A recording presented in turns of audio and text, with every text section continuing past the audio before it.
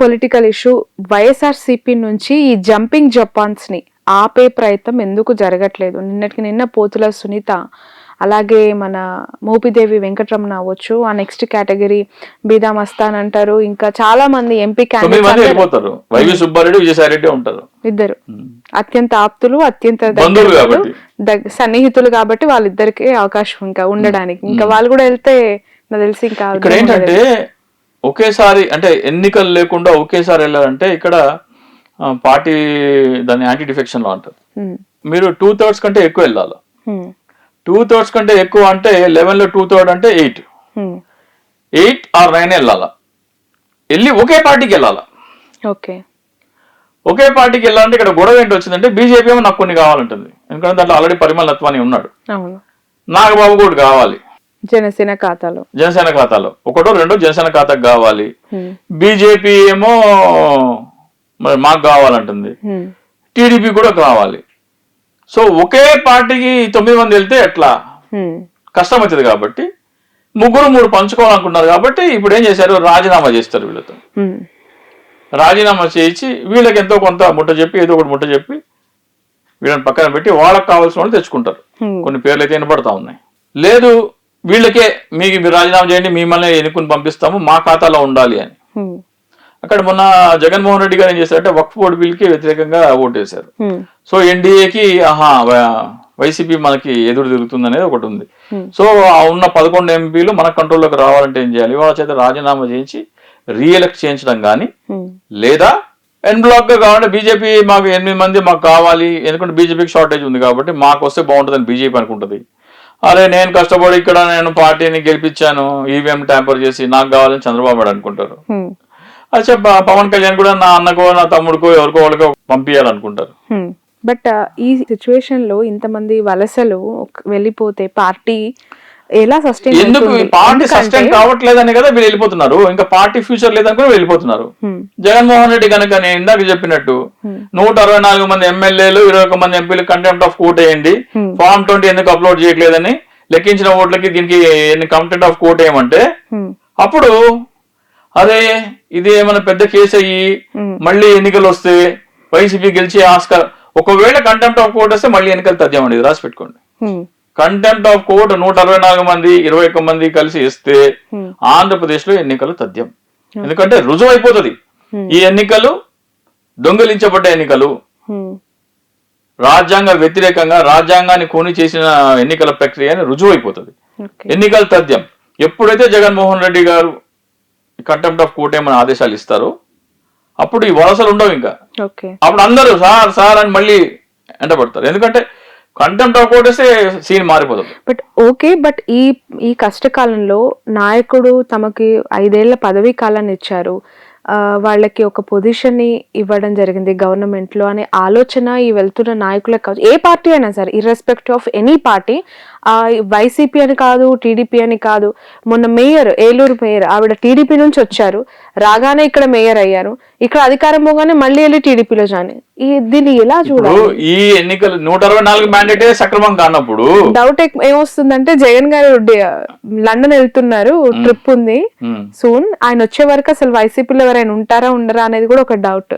ఆయన మొత్తం party intact ఉండాలంటే కంటెంప్ట్ ఆఫ్ కోర్ట్ ఏంటో మనం చూద్దాం. అసలు ఈ ఎన్నిక ఏంటి, ఈ కథ ఏంటి, ఫామ్ 20 ఎందుకు అప్లోడ్ చేయట్లేదు, ఏంటి అందరూ ఫామ్ 20 అప్లోడ్ చేయమని సుప్రీంకోర్టుకి వెళ్ళండి అని ఒక ఇచ్చేసేసి ఇస్తే మొత్తం ఆంధ్రప్రదేశ్ దేశం మొత్తం షేక్ అవుతుంది, దేశం మొత్తం షేక్ అవుతుంది.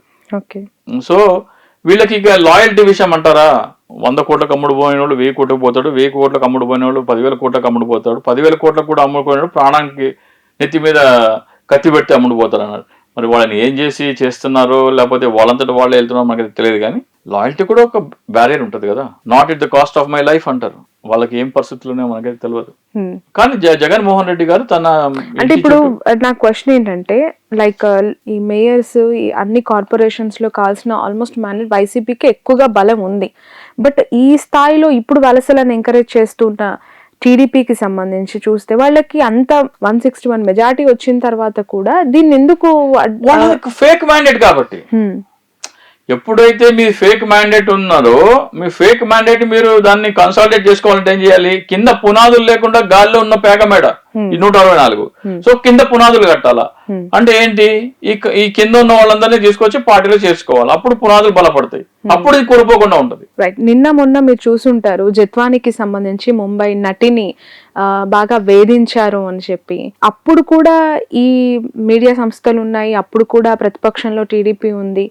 సడన్ గా తెర మీదకి వచ్చింది వైసీపీ నుంచి. దీనిపై పెద్దగా ఎవరు మాట్లాడుతున్న పరిస్థితులు లేదు, అదంతా కూడా ఫేక్ అని చెప్పి కొట్టిపారేస్తూ ఉన్నారు. డెఫినెట్ గా, ఎందుకంటే ఇప్పుడు గోరంట్ల ఉదంతం అప్పుడే విపక్షంలో ఉండడం వచ్చింది, దానికి ఎవరు అడ్డు చెప్పలేదు కదా.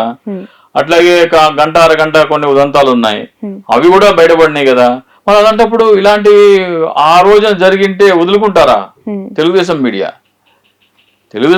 ఊరుకోరు కదా, దాన్ని క్యాపిటలైజ్ చేసుకుంటారు కదా. సో ఈ రోజున ఆమె మీద ఎందుకు అనుమానాలు వస్తున్నాయి అంటే ఆమె గతంలో కొంతమంది వ్యాపారవేత్తల పిల్లలతో ప్రేమాన్ని నడిపి వాళ్ళ దగ్గర డబ్బులు వసూలు చేసి ఐఏఎస్ ఐపీఎస్ లో పాత్ర ఉంది ఇందులో. ఒక నాయకుడు దీని వెనక ఉండి నడిపించారు, వేధించారు అని చెప్పి పదే పదే వైసీపీలో ఉన్న కొంతమంది పెద్దల పైన ఎందుకు టార్గెటెడ్ గా స్టోరీస్ నడపడం గానీ ఆరోపణలు చేయడం గానీ జరుగుతుంది? అంటే చెప్తున్నా కదా, ఇప్పుడు అది నిజంగా జరిగిందా లేకపోతే ఆమెను తీసుకొచ్చి అలా చెప్పిస్తున్నారో మనకైతే తెలియదు. డెఫినెట్ గా ఒక నెగటివ్ క్యాంపెయిన్ అయితే వైసీపీ మీద నడుస్తుంది. వైసీపీ మీద నడుస్తుంటే ఇప్పుడు ఏమి చేయని అమ్మాయి వచ్చి ఇలా చేశారు నన్ను వేధించారని చెప్పంటే చెప్పదు. డబ్బు కోసం ఏమైనా చేసే వాళ్ళు వచ్చి చేస్తే వాళ్ళు వస్తే చెప్పొచ్చు. ఇది ఇటువంటి సంఘటనలు గతంలో ఆమె బ్యాక్గ్రౌండ్ చూస్తే అటువంటివి ఆమె డబ్బుల కోసము కొంతమందిని ట్రాప్ చేసి కోర్టులో కేసు వేసి వాళ్ళని వేధించిన ఇవన్నీ వార్తలు ఉన్నాయి. మరి వాటిలో కూడా వాస్తవాలు ఎంతో మనకు తెలియదు. కానీ ఇవన్నీ చూస్తే ఫర్ ఎగ్జాంపుల్ పృథ్వీ ఉన్నాడు, పృథ్వీ ఉదంతం ఒకటి జరిగింది, గోరంట్ల ఉదంతం జరిగింది, వాళ్ళకి ఎవరు సపోర్ట్ రాలేదు. అనంతబాబు గారి ఇష్యూ కూడా ఒకటి, అనంతబాబు ఇష్యూ కూడా ఒకటి. సో వాళ్ళకి ఎవరు సపోర్ట్ రాలేదు. కానీ ఇక్కడ ఆ స్థాయిలో ఆమె చెప్పే నిజమైన జనాలు వాళ్ళ పార్టీ వాళ్ళే నమ్మట్లేదు. బట్ ఈ మధ్య కాలంలో మీరు ఆంధ్రజ్యోతి పత్రిక చదివి ఉంటే ఆ ప్రధాన హెడ్లైన్సే టీడీపీలో ఉన్న నాయకుల యొక్క అక్రమాలు లేదంటే వాళ్ళు చేస్తున్న తప్పుల గురించి ప్రశ్నిస్తూ కథనాలు వస్తూ ఉన్నాయి. ఎలా చూడాలి ఆంధ్రజ్యోతి? లేదంటే అందులో పూర్తిగా ఆ టీం అంతా కూడా మారిపోయిందంటారా? ప్రతిపక్ష పాత్ర ఆంధ్రజ్యోతి పోషిస్తుందా అని ఒక డౌట్ వస్తుంది. నిన్న ఒక పెద్ద మనిషి ట్వీట్ చేశారు, పవన్ కళ్యాణ్ ట్యాగ్ చేస్తూ నెలకి 5 లక్షల రూపాయలు ఏదో బార్ అండ్ రెస్టారెంట్ వాళ్ళు కట్టాలి అని ఏదో డిమాండ్ చేసి, నాకు ఎన్నికలకి 80 కోట్లు ఖర్చు అయింది, నువ్వు నెలకి 5 లక్షలు కట్టాల్సిందే అని ఎవరి మీద చేస్తానని పవన్ కళ్యాణ్ ట్యాగ్ చేస్తూ చేశారు. జనసేన మాత్రమే చేసే తప్పులా కనపడింది ఆయనకి.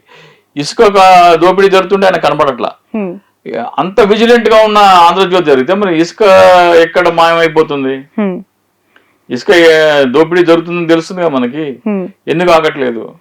ఇసుక వైసీపీ కంటే 2000 ఎక్స్ట్రానే ఉంది కానీ తగ్గలేదని తెలుస్తుంది కదా, దానికి మెకానిజం ఏంటి? సో వార్తలు ఎందుకు వస్తున్నాయి, దాని వల్ల ప్రయోజనం ఏంటి అనేది కూడా చూడాలి మనకి. ఎవరికి, ప్రజలకి ప్రయోజనమా, పార్టీకి ప్రయోజనమా, ఎవరు లాభపడ్డారు అనేది కూడా చూడాలి మనం. టీడీపీ పార్టీ, జనసేన పార్టీ, ఈ కూటమి బీజేపీకి సంబంధించి మనం రోజు అనేక వార్తలు చూస్తూ ఉంటాం. కానీ చేరుతున్న వాళ్ళ ఇంట్రెస్ట్ జనసేన వైపు ఉంది అనే వార్తలు కూడా చూస్తూ ఉన్నాం.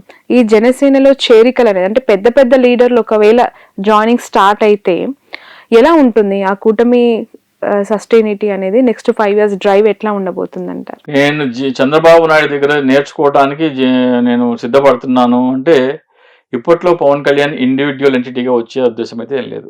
ఇంకా నేను చంద్రబాబు నాయుడు దగ్గర నేర్చుకోవడానికి సిద్ధపడుతున్నానంటే స్టూడెంట్ దశలోనే ఉన్నారు. సో గతంలో కూడా ఎన్నికల కంటే ముందు కనీసం 10 సంవత్సరాలు ఈ పొత్తుండాలి అన్నారు. సో 2029 ఎన్నికలు కూడా పవన్ కళ్యాణ్ ముఖ్యమంత్రి అయ్యే ఇదేమీ లేదు, అవకాశం లేదు. ఆ ఇంటెన్షన్ పవన్ కళ్యాణ్కి లేదు. నా సిద్ధాంతం ప్రకారం జనసేన పార్టీ పవన్ కళ్యాణ్ కాదు, అది వేరే థియరీ అసలు. దానికి నేను ఇవ్వాల్సిన దాన్ని నేను సబ్స్టాన్షియేట్ చేయడానికి బోల్డన్ని విషయాలు చెప్పగలను. కానీ మనము మాట్లాడుకుంటే ఆ దిశగా ఎటువంటి చర్యలు కూడా కనపడుతున్నట్టు లేవు. పవన్ కళ్యాణ్ తన బ్రాండ్ చూపించుకోవాలంటే ఫర్ ఎగ్జాంపుల్ నిన్న గుడ్డవల్లేరు ఉంది కదా, గుడ్డవల్లేరులో కందులు దుర్గేష్ వెళ్ళేసేసి అక్కడ ఏంటో విషయం చూడమని ఒక ప్యారలల్ గవర్నెన్స్ మీద ఒక విజిలెన్స్ లాగా ఉంటే ఆయన పట్ల జనాదరణ పెరుగుతుంది. అంతేగాని ఎల్జీ పాలిమర్స్ లో జరిగితే ఒక మాట, ఇప్పుడు అచ్యుతాపురంలో అశ్వపతి జరిగితే ఇంకో మాట మాట్లాడి చెత్త పన్ను వేసే ప్రభుత్వం చెత్త ప్రభుత్వం అని దానికంటే పెంచి జగన్మోహన్ చేసి ఈ రోజు వరకు తెలుగుదేశం చేసిందంటే జగన్మోహన్ రెడ్డి చేసిందే ఇంకొంచెం పెంచి చేస్తుంది. ఇస్తామన్న హామీలు కూడా ఏంటి, జగన్మోహన్ రెడ్డి చేస్తే శ్రీలంక అయిపోతుంది, వెనిజువేలా అయిపోతుంది అని చెప్పిన వాళ్ళు ఆయన రూపాయి ఇస్తే మేము 3 రూపాయలు ఇస్తామన్నారు. సో జగన్మోహన్ రెడ్డి పరిపాలన మీద ఆమోద ముద్ర వేసినారు ఒక విధంగా చెప్పాలంటే. జగన్మోహన్ రెడ్డి ఆయన విపక్ష నాయకుడు, ఆయనకి బద్ద వ్యతిరేకమైన చంద్రబాబు నాయుడుతో శభాష్ అనిపించుకున్నాడు. పొలిటికల్ అనాలిసిస్ చేస్తే ఏ కార్యక్రమాలు అయితే జగన్మోహన్ రెడ్డి చేస్తే అవి తీసి పడేశారో వాటినే ఎండోర్స్ చేశారు. ఇది కరెక్ట్ అన్నారు. Right, thank you so much అండి చింతా రాజశేఖర్ గారు. మీరు చేస్తున్న ఈ ఫైట్ అంటే వీవీ ప్యాట్స్ కి సంబంధించి చాలా రోజుల నుంచి మీరు అనేక ఛానళ్లలో దీనిపైన మాట్లాడుతూ ఉన్నారు. బట్ ఆ ప్లాట్ఫామ్ ని ఎక్కువగా యూటిలైజ్ చేసుకోవాల్సింది ప్రతిపక్షంలో ఉన్న వైఎస్ఆర్సీపీ. ఆ నాయకుడు ఎలా స్పందిస్తారు, ఎట్లా ముందుకెళ్తారు? ఎందుకంటే మీరు మాట్లాడిన తర్వాత చాలా మంది ఎమ్మెల్యేస్ కి కూడా అనేక డౌట్స్ ఉన్నాయి. అఫ్ కోర్స్ నిన్న రోజా గారు కూడా అన్నారు ఇలాంటి మ్యాండేట్ వస్తుందని ఊహించలేదు, చాలా షాకింగ్ రిజల్ట్ ఇవి అని ఇప్పుడు కూడా డైజెస్ట్ చేసుకోవట్లేదు. ఇలాంటి వాళ్ళందరూ ఒక్కతాటిపైకి వచ్చి దీనిపైన ఫైట్ చేస్తారా, ఎట్లా ఉండబోతుంది అనేది?